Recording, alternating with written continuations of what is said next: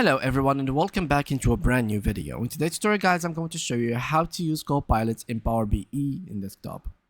So to use the Copilot in Power BI desktop, you need admin, member or contributor access to at least one workspace that is assigned to a paid fabric capacity, F2 or higher, or Power BI premium capacity P1 or higher, that has Copilot enabled.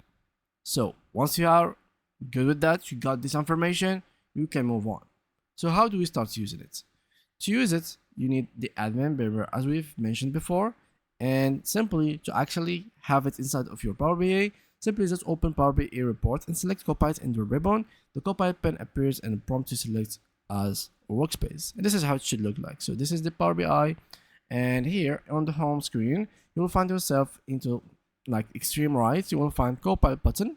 Once you click on it, you can click on select a workspace, select the one that you are working on, and then a prompt or a chat should be open for you so you can start making prompts and talking in plain English.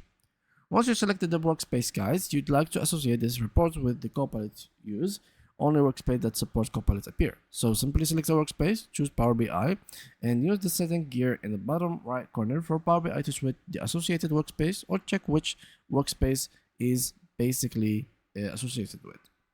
Once you're done with that, this opens the option window where you can navigate to the Copilot preview settings to see which workspace you're currently working with and select a new workspaces in the future. If you don't have access to any workspace that are in the correct capacity to use Copilot, you will see the following message so you can understand that you don't have really the P1 or higher or F2 or higher versions. And that's pretty much it.